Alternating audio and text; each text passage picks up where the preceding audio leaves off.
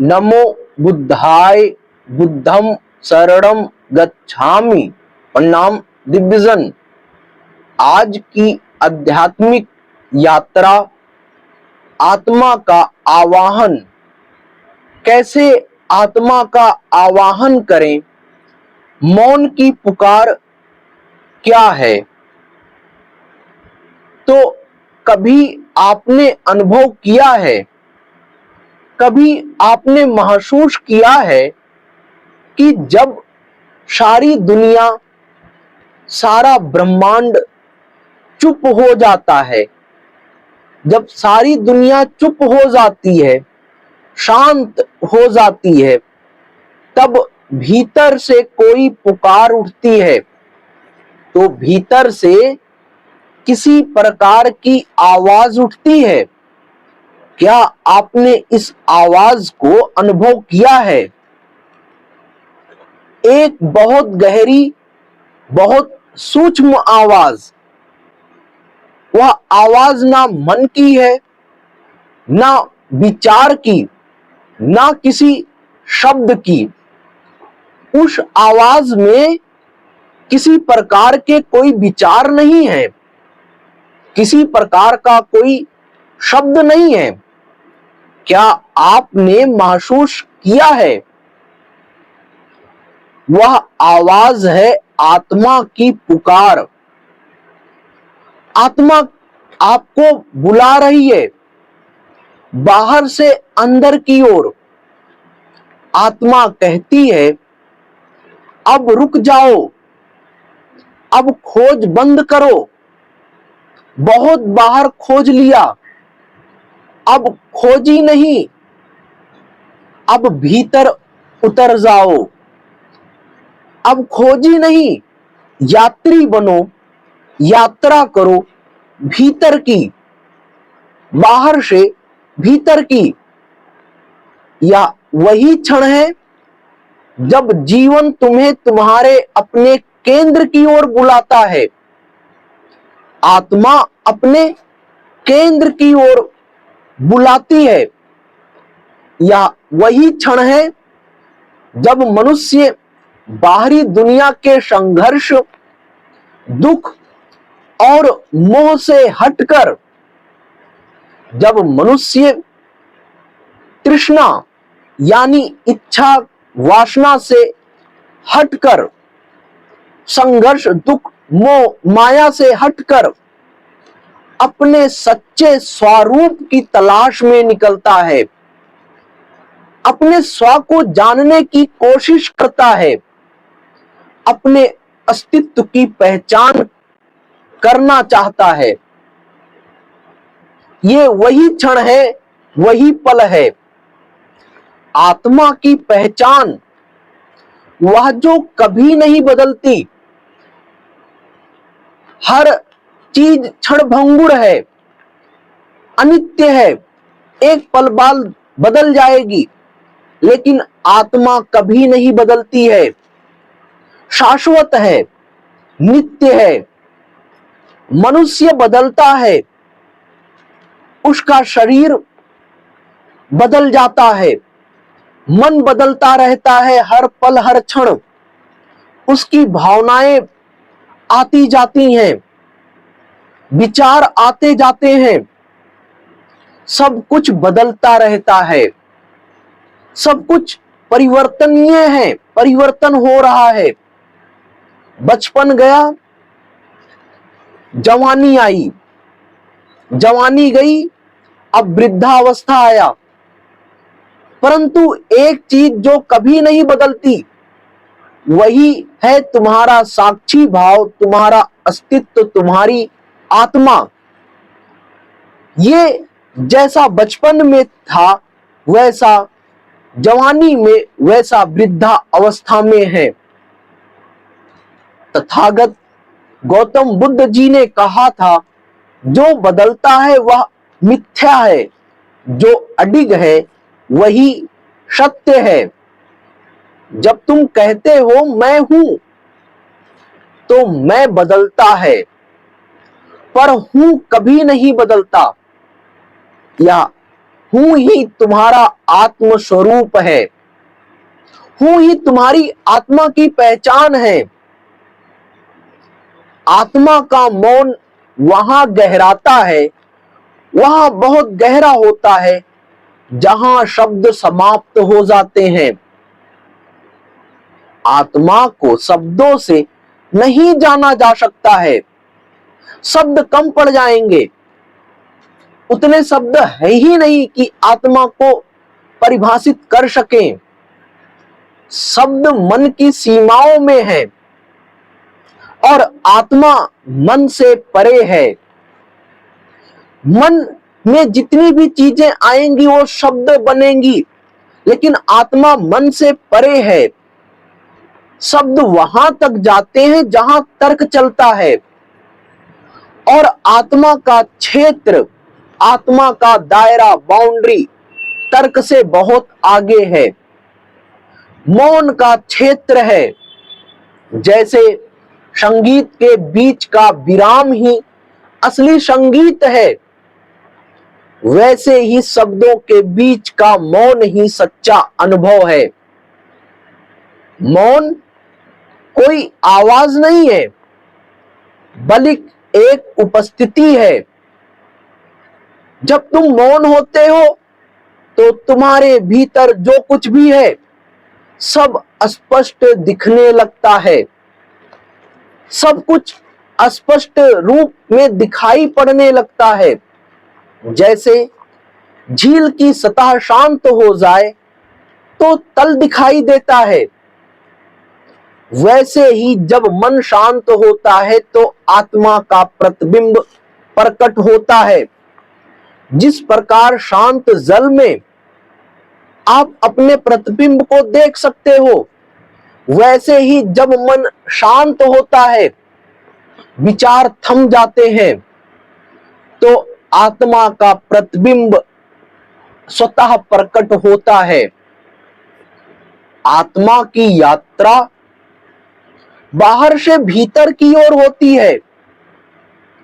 जीवन का पहला भाग बाहर की यात्रा है।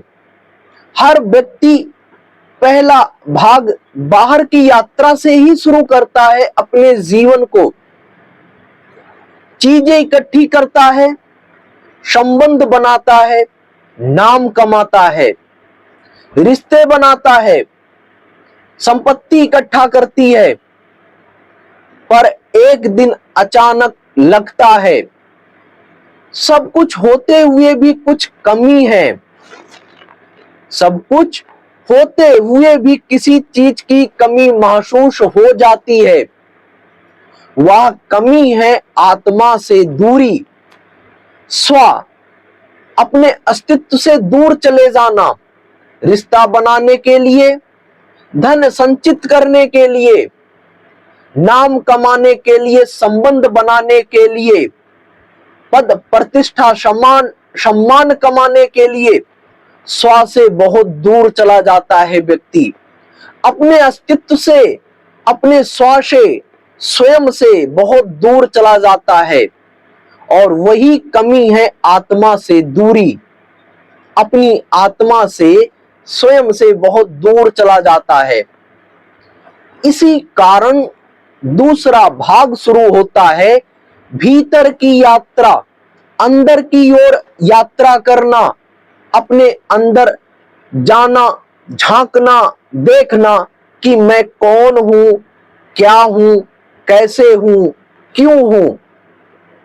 अब तुम चीजों की ओर नहीं, अपने स्वरूप की ओर लौटते हो, अपने स्व की ओर लौटते हो। अब प्रश्न खड़ा उठता है, मैं कौन हूं, मैं क्यों हूं, मैं कैसे हूं, मैं कहां हूं। और यही प्रश्न आत्मा की यात्रा का आरंभ बन जाता है। बात करते हैं मैं कौन हूं, हु एम आई। तो ज्ञान का मूल प्रश्न यही है कि मैं हूं कौन। यह प्रश्न केवल दार्शनिक नहीं, बल्कि अस्तित्व का प्रश्न है। या वही प्रश्न है जो हर बुद्ध, हर ऋषि, हर संत ने कभी ना कभी स्वयं से अवश्य पूछा है, हु एम आई, या वही प्रश्न है जिसे हर व्यक्ति ने अपने ध्यान का केंद्र बनाया।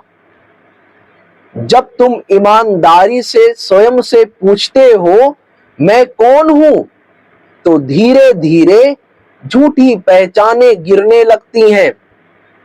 तुम महसूस करते हो कि तुम शरीर नहीं हो, क्योंकि शरीर तो बदलता है। तुम मन नहीं हो, क्योंकि मन भी क्षण क्षण परिवर्तित होता है। तुम विचार नहीं हो, क्योंकि विचार आते जाते हैं। तुम भावनाएं नहीं हो, क्योंकि वह भी लहरों की तरह उठती गिरती हैं। तो बात आती है फिर तुम कौन हो, तुम क्या हो, तुम क्यों हो, कैसे हो? तुम वह साक्षी हो, तुम वह दृष्टा हो जो यह सब देख रहा है, यह सब घटते हुए देख रहा है। तुम वह साक्षी हो जो जन्म से पहले भी था और मृत्यु के बाद भी रहेगा। तुम वही हो जिसका अंत कभी नहीं होगा। आत्मा का प्रकाश ही साक्षी भाव का उदय है। जब तुम भीतर के साक्षी को पहचानते हो, जानते हो, तब जीवन बदलने लगता है। अब तुम घटनाओं में फंसते नहीं, बल्कि उन्हें देखना सीखते हो। अब तुम देखते हो, कुछ नहीं करते। कभी गुस्सा आता है, तुम उसे देखते हो। कभी दुख आता है, तुम उसे देखते हो।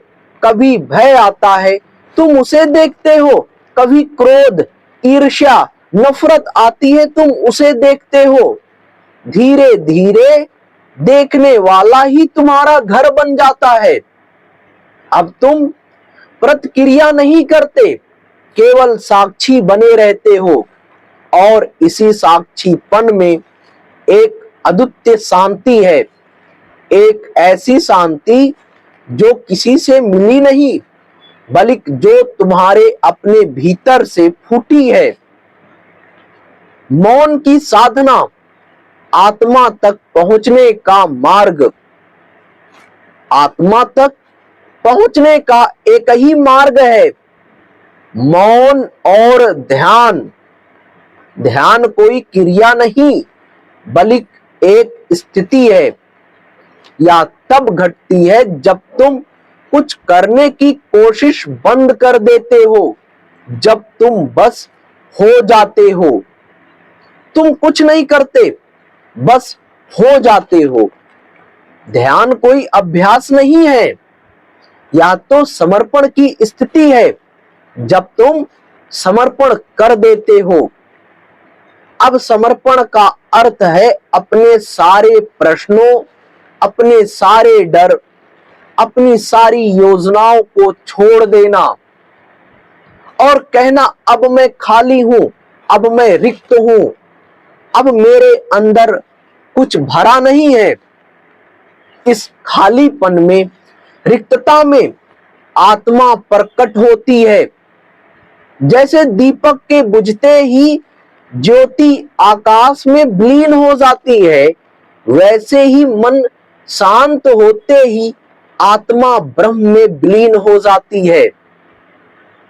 अगर व्यवहारिक दृष्टि से आत्मा को जीवन में लाने का माध्यम देखा जाए, तो कई लोग कहते हैं आत्मा की बातें तो बड़ी ऊंची हैं, बड़ी ऊंची ऊंची हैं, पर रोजमर्रा के जीवन में क्या करें, कैसे करें रोजमर्रा के जीवन में?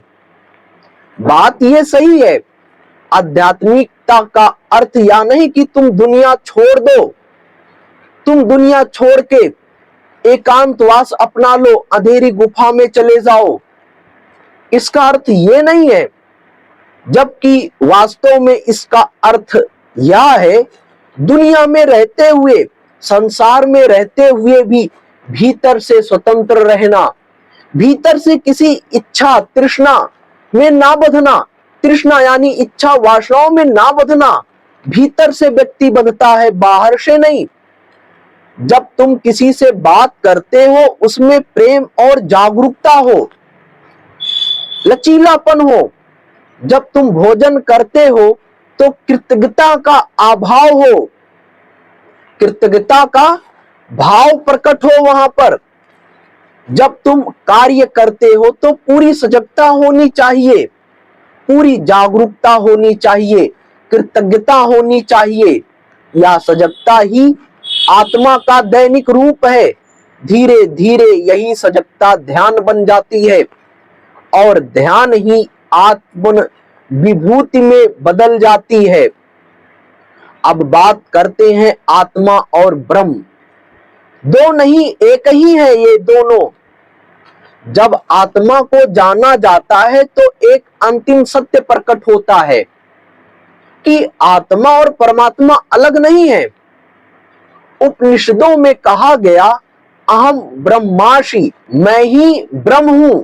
इसका अर्थ यह नहीं कि मैं अहंकार ब्रह्म बन गया, बल्कि मैं जो सीमित था अब अनंत में विलीन हो गया। जब आत्मा ब्रह्म में विलीन होती है तो सारी खोज समाप्त हो जाती है। अब कोई प्रश्न नहीं बचता, कोई पीड़ा नहीं बचती। अब केवल मौन बचता है, शुद्ध निर्मल अनंत मौन। बात करते हैं आत्मा की अनुभूति के लक्षण की। जब कोई आत्मा को जानता है तो उसका पूरा जीवन बदल जाता है। वह अब किसी से प्रतिस्पर्धा नहीं करता, वह अब कुछ पाने की नहीं दौड़ता। अब वह केवल बांटता है, प्रेम, करुणा, शांति।